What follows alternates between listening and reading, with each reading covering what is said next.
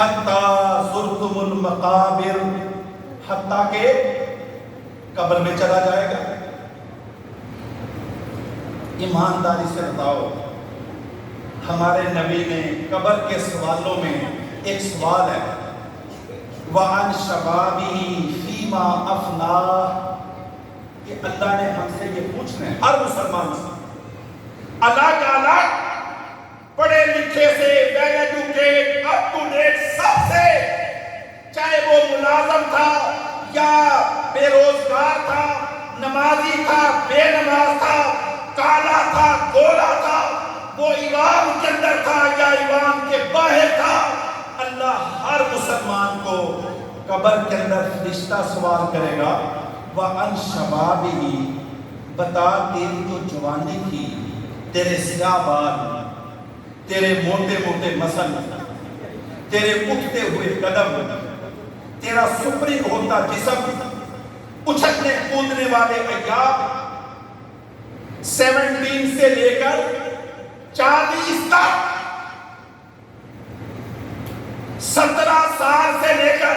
40 سال تک، وَعَنْ شَبَابِهِ، میں نے تجھے تیری آنکھوں کی 6x6 نظر تھی، تیرے کان سنتے تھے، تیرا ناک سونتا تھا، تیرا ہاتھ اٹھتا تھا،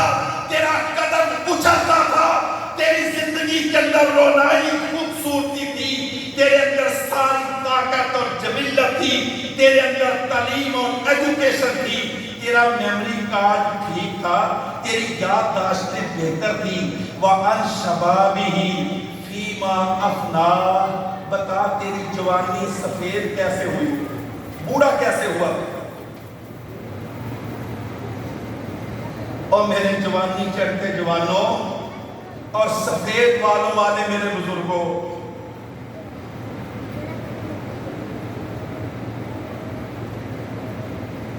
کبھی غور کیا اس سوال پر؟ اکثر جمعوں کے اندر، خطبوں کے اندر عذاب قبر کے حوالے سے ہر حدیث کی صحیح حدیث کے اندر، ہر حدیث کی کتاب کی صحیح حدیث کے اندر اللہ کے پیغمبر نے فرمایا ہر انسان جب قبر میں جائے گا اس سے سوال کیا جائے گا، وَعَنْ شَبَابِهِ، بتا تیری جوانی کہاں گزری، تو نے امت کے لیے، امت محمد کے لیے، مسلمانان ہند کے لیے، پاکستان کے لیے، 1 کروڑ شہیدوں کی سرزمین کے لیے تو نے اپنا کیا کیا؟ تیرا رول کیا تھا؟ تیرا کنڈکٹ کیا تھا؟ تیرا کردار کیا تھا؟ تو نے امت محمد کے لیے کیا کیا تھا؟ وَعَنْ شَبَابِهِ، بتا تیری جوانی کے سیاہ بال سفید کیسے ہوئے؟ ہم کیا جواب دیں گے؟ ہمارا کیا جواب ہوگا؟ یا اللہ، میں تو ملازم تھا، میں تو نوکر تھا، یا اللہ روزانہ صبح صبح جاتا تھا، 8 گھنٹے کی ملازمت تھی، گزارا نہیں ہوتا تھا، پھر اوور ٹائم تھا، شام کو گھر آتا تھا، گھر میں آ کے تھکا ہوتا تھا، رات کو سو جاتا تھا، اور یہ تو نمازی، اللہ آپ کو توفیق عطا فرمائے، میں آپ کی بات تو نہیں کرتا، جو اکثر یہ بڑے بڑے عہدوں والے اباؤ 17، 18، 19، 20، 21، 22 میں گریڈ کے لوگ،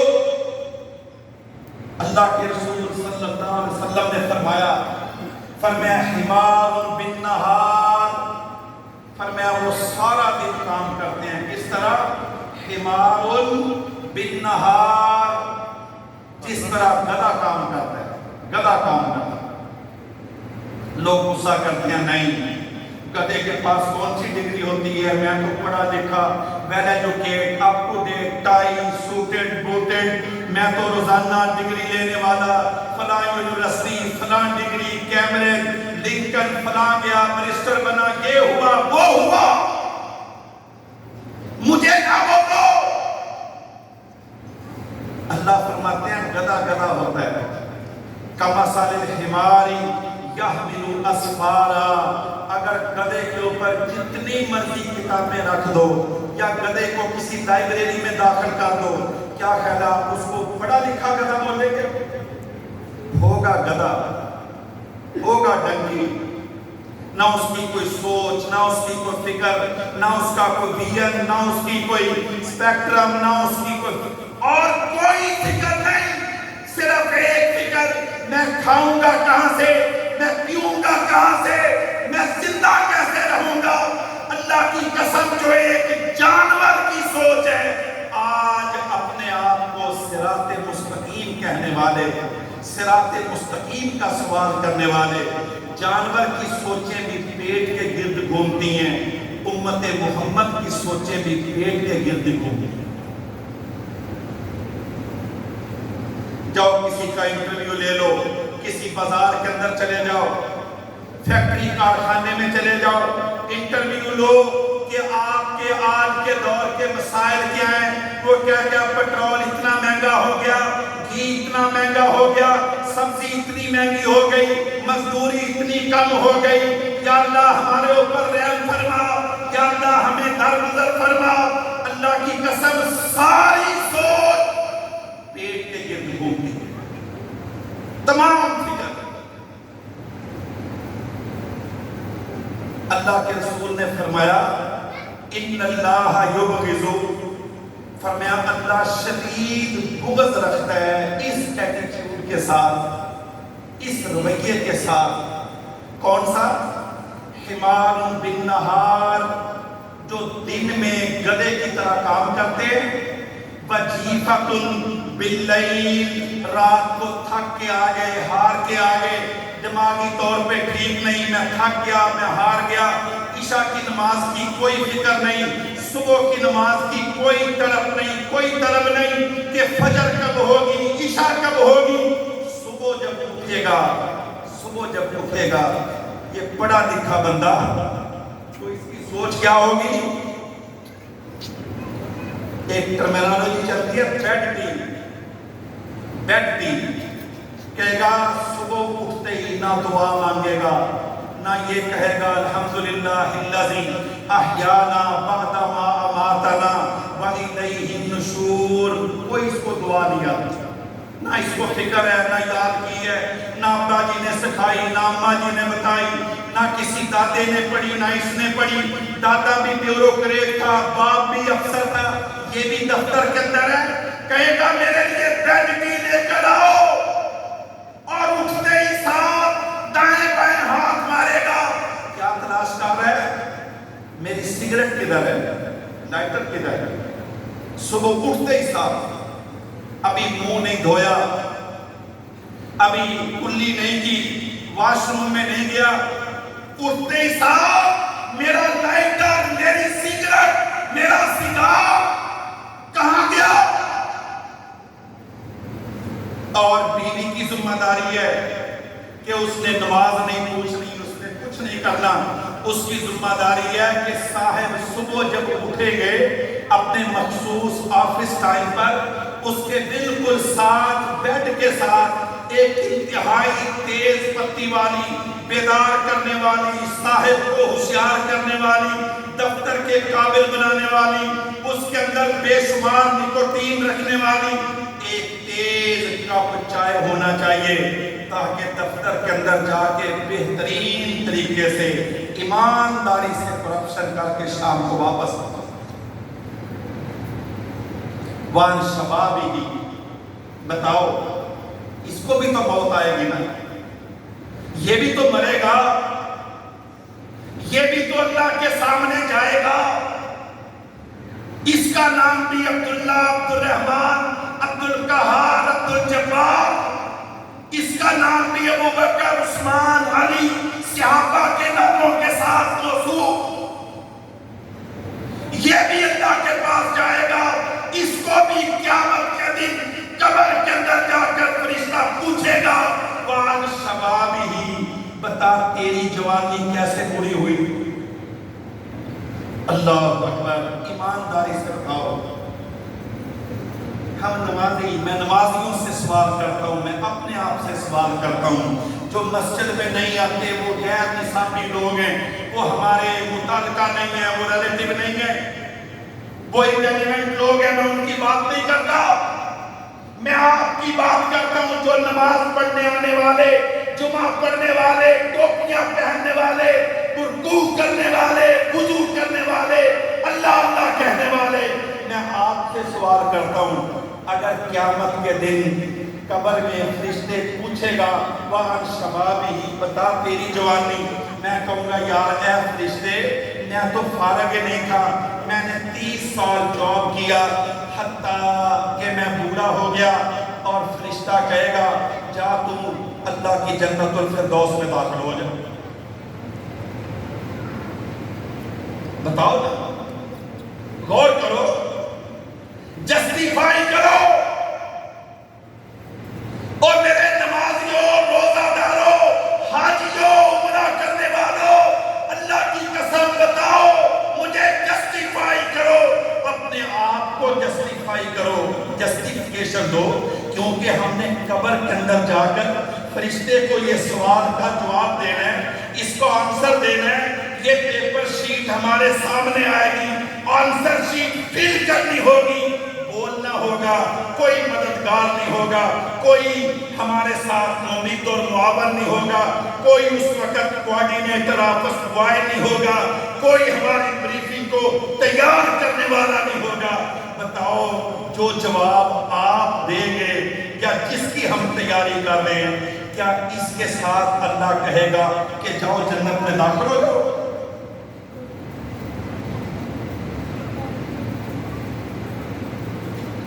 قرآن مجید کو پڑھو، قرآن مجید کو۔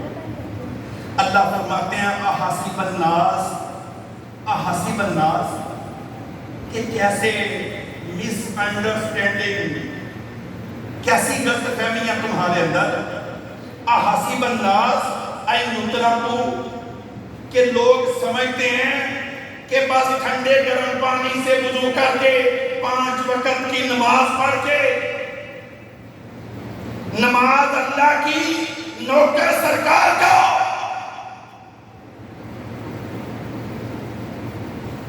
نماز اللہ کی بندہ نوکری کا، نماز اللہ کی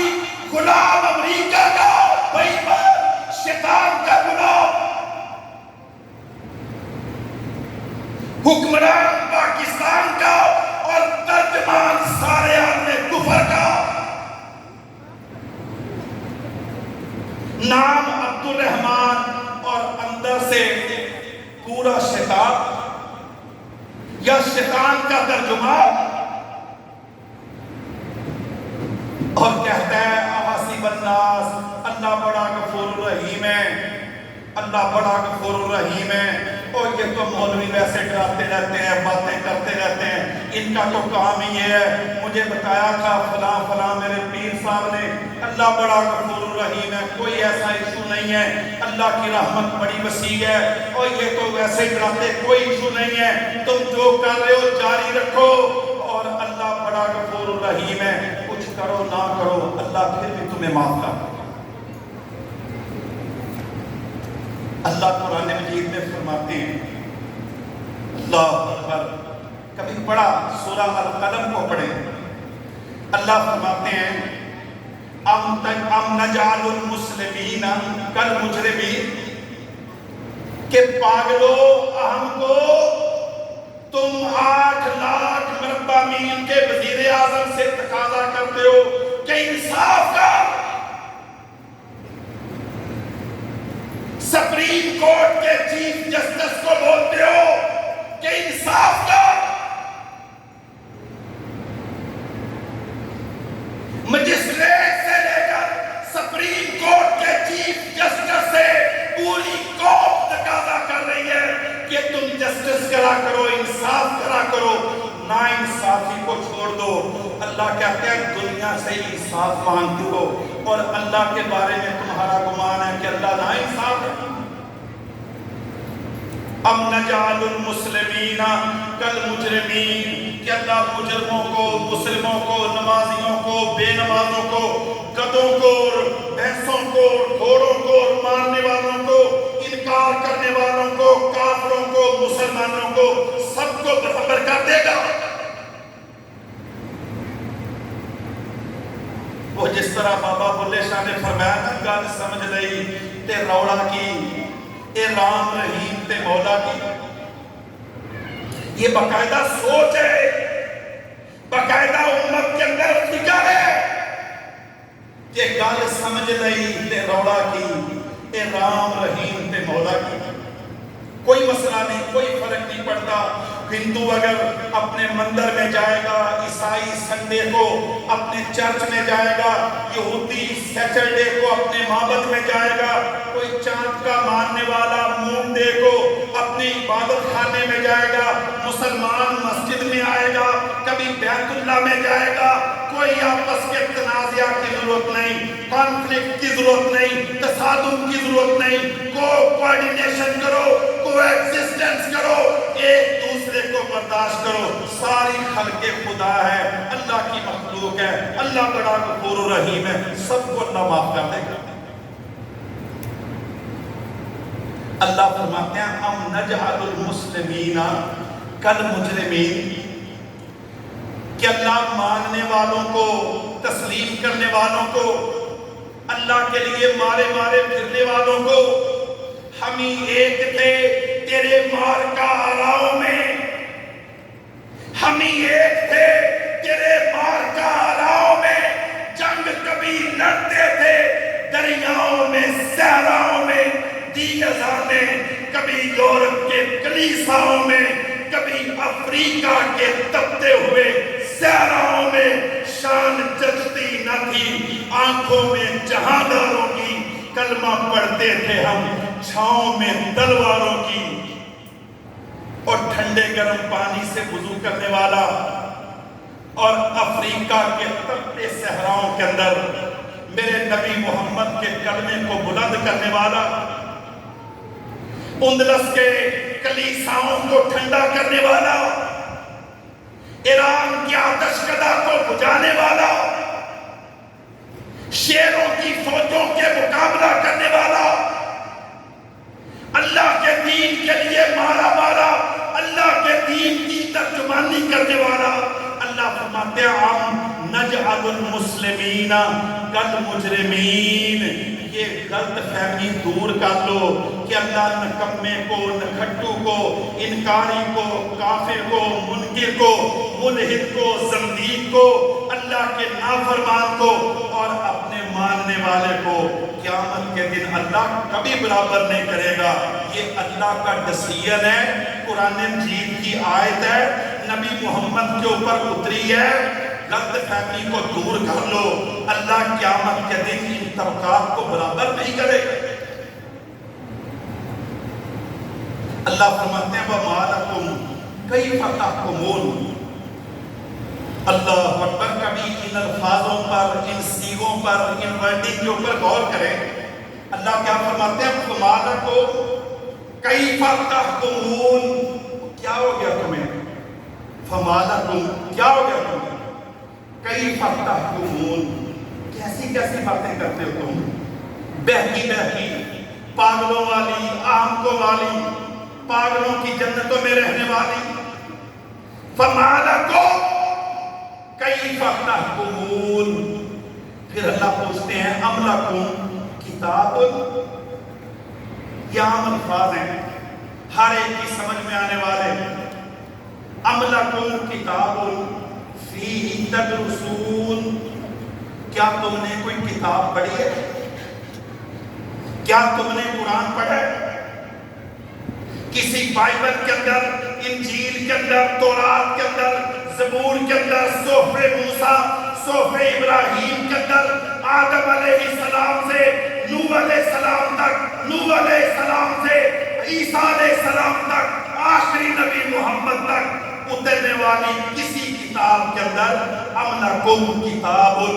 فِيهِ تَدْرُسُونَ، کیا ہم نے کسی کتاب کے اندر کوئی ایسا وعدہ کیا ہے کہ تم کچھ بھی نہیں کرو گے اللہ تمہیں جنت الفردوس دے دے گا؟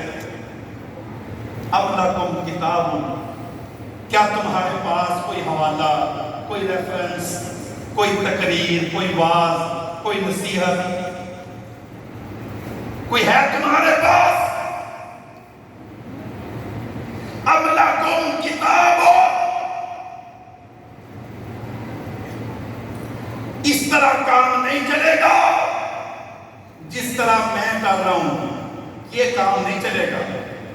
ہم کہتے ہیں ہم اپنی نوکری پوری کریں، 22 کروڑ پاکستانیوں کو نوکری مل جائے، ہم سارے نوکری پوری کریں، ہندوستان تباہ ہو جائے اور ہندوستان ہماری سرحدوں سے دور چلا جائے، ہندوستان کبھی ہمارے اوپر حملہ نہ کرے، امریکہ ہمیں اپنی غلامی کے طوق نہ پہنائے، یورپ دنیا کے اندر نیست و نابود ہو جائے، آسٹریلیا ہمارے ماتحت ہو جائے، یونائٹڈ نیشن ہمارا باندی بن جائے، ساری جنرل اسمبلی کے اندر امت محمد غالب آ جائے، سیکورٹی کونسل کے اندر پاکستان کو مقام مل جائے، کرے گا کون؟ کون کرے گا؟ نوکر۔ یہ جو نوکری کے ایٹیٹیوڈ ہے نا، نوکر، آپ کو پتا ہے یہ نوکری کے ایٹیٹیوڈ کہاں سے شروع ہوئے؟ 1857 سے پہلے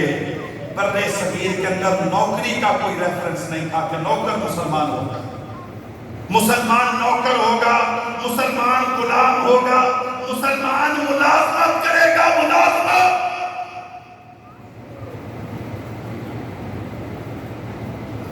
اور اپنی قید کے اندر خود اپنی قید کو اپنے آپ کے اندر بند کر لے گا کہ میں 30 سال کا قیدی ہو گیا، اب مجھے کوئی اور بات نہ کرو، جہاد کی بات نہ کرو، امت کی بات نہ کرو، بس گھر سے لے کر مسجد تک جو میں آ کے 5 وقت کی نماز پڑھتا ہوں، اتنی زیادہ بس یہ کافی ہے،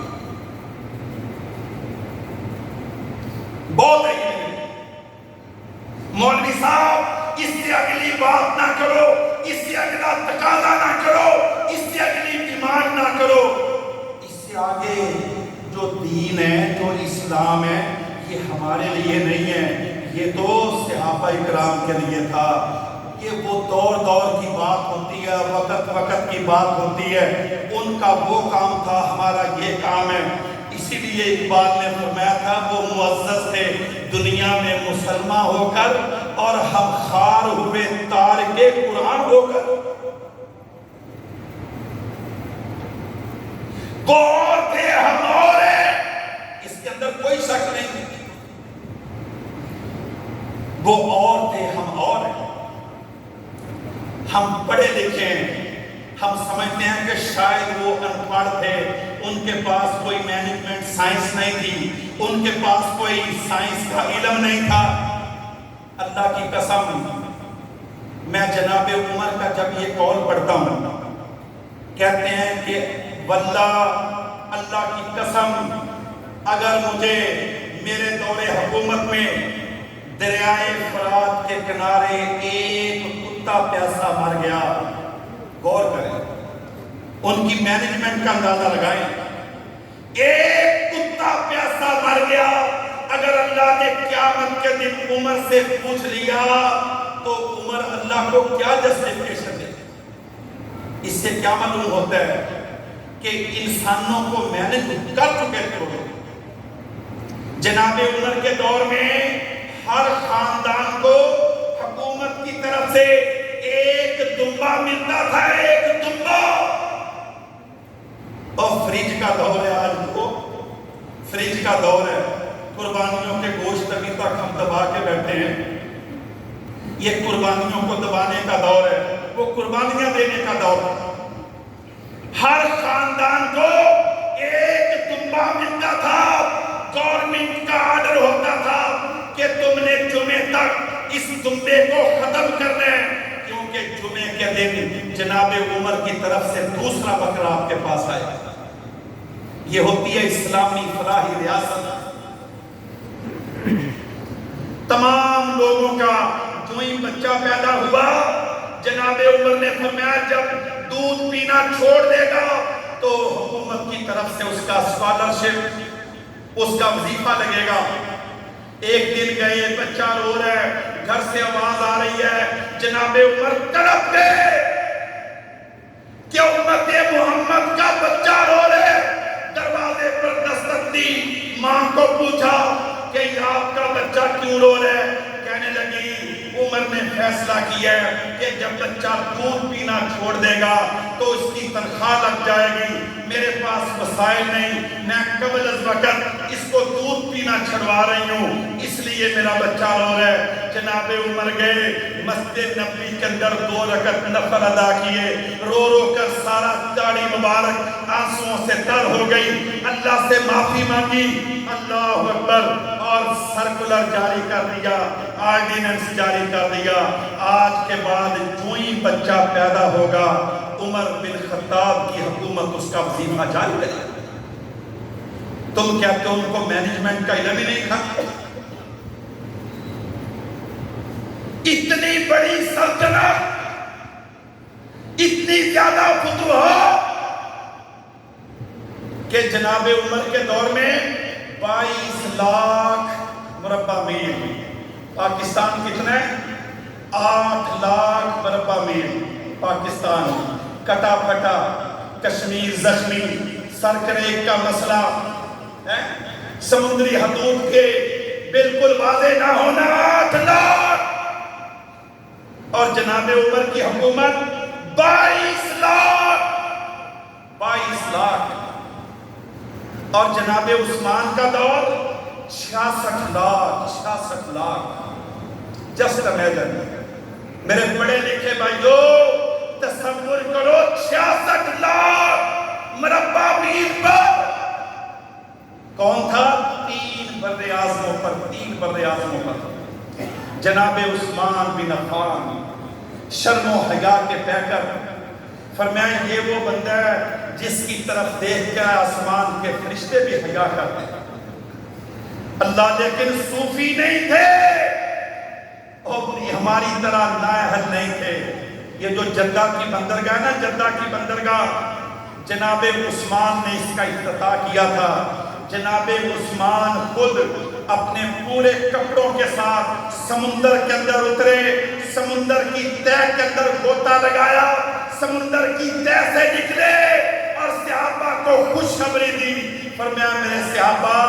امت محمد کی پہلی بندرگاہ جدہ میں بنے گی، اس کا افتتاح کون کر رہا ہے؟ عثمان بن عفان رضی اللہ تعالی۔ ہم اور لوگ تھے، ہم اور لوگ ہیں، ہمارے رویے اور ہیں، ان کی پریفرنسز، ان کی ترجیحات کچھ اور، کہاں کہاں فتوحات تھی، ایک وقت کے اندر غور کرنا۔ حضرت قتیبہ ابن مسلم رضی اللہ رحمت اللہ علیہ کیا کر رہے ہیں؟ غور کریں، چین کے بیجنگ کو فتح کر رہے ہیں، بیجنگ کو، سنکیانگ کو جاننے والے بیجنگ کو فتح کر رہے ہیں۔ بیجنگ کا بادشاہ کہتا ہے اور تو کیا ہمیں فتح کرے گا، تیرے پاس تو چھوٹی سی فوج ہے، چھوٹا سا لشکر ہے۔ قتیبہ ابن مسلم نے کیا فرمایا تھا؟ کہنے لگا اور بیجنگ کے بادشاہ اور چائنا کے بادشاہ، تو کنویں کا مینڈک ہے، تو نیرو مائنڈ ہے، تو دنیا کے بدلتے ہوئے جغرافیے سے متعارف نہیں ہے، تجھے سوشل میڈیا کا تعارف نہیں ہے کہ دنیا میں اس وقت کیا چل رہا ہے، تو میرے لشکر کو چھوٹا کہتا ہے اللہ کی قسم جس گھوڑے پر میں سوار ہوں یہ میرے لشکر کا پہلا گھوڑا ہے، اور اس لشکر کا آخری گھوڑا عمر بن خطاب کی ٹانگوں کے نیچے مدینہ النبی کے اندر۔ اور محمد ابن قاسم ملتان فتح کرنے والا، محمد ابن قاسم ہند کو فتح کر رہے، قتیبہ ابن مسلم چین کو فتح کر رہے، اور موسیٰ بن نصیر اللہ اکبر سارے افریقہ کو فتح کرتے ہوئے،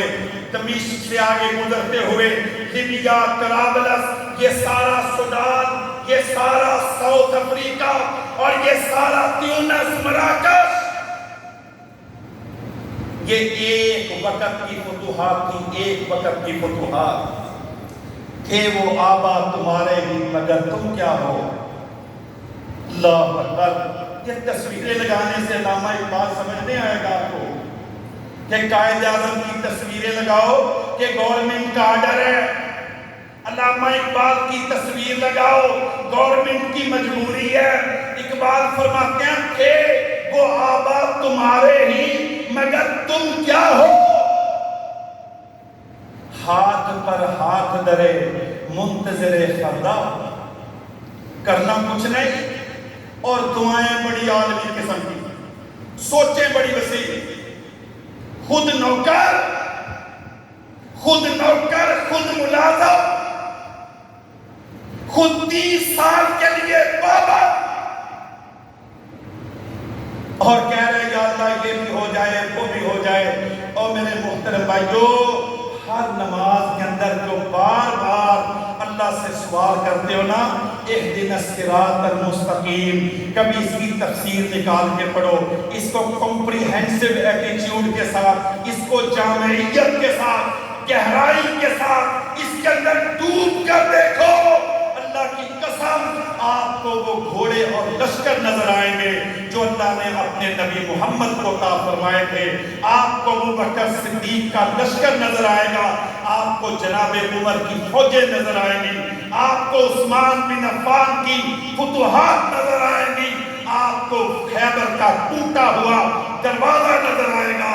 آپ کو ہندوستان کے اندر سلطان صلاح الدین ایوبی آپ کو مسجد اقصی کے اندر نظر آئے گا، اور سلطان محمود غزنوی انشاءاللہ 100 منافوں کو توڑتا ہوا نظر آئے گا۔ اور وہ یہ صراط مستقیم ہے جس راستے پر محمود غزنوی چلا تھا، جس راستے پر شہاب الدین غوری چلا تھا، جس راستے پر خلجی چلا تھا، جس راستے پر تغلق چلا تھا، جس راستے پر مغل چلا تھا۔ اور یہ وہ صراط مستقیم ہے جس کے ساتھ دہلی کو امت محمد کی دلہن بنایا گیا تھا۔ اور تمہارے صراط مستقیم یہ ذلت والے، بیگر والے، مانگنے والے، کبھی IMF سے مانگو، کبھی کامن ویلتھ سے مانگو، کبھی جناب ساؤتھ ایشیا سے مانگو، کبھی انڈیا سے مانگو، کبھی چائنا سے مانگو، کبھی امریکہ سے مانگو، اپنے آپ کو بیگر کہنے والے اور بکاری کہنے والے، میرے محترم بھائیو یاد رکھ لو، کبھی قوموں کو فتح کی طرف نہیں لے جاتے، ہمیشہ گراوٹ کی طرف، ذلت کی طرف، مسکرت کی طرف لے کے جائیں گے۔ اما شاکرا و اما کفورا وما علینا الا البلاغ المبین۔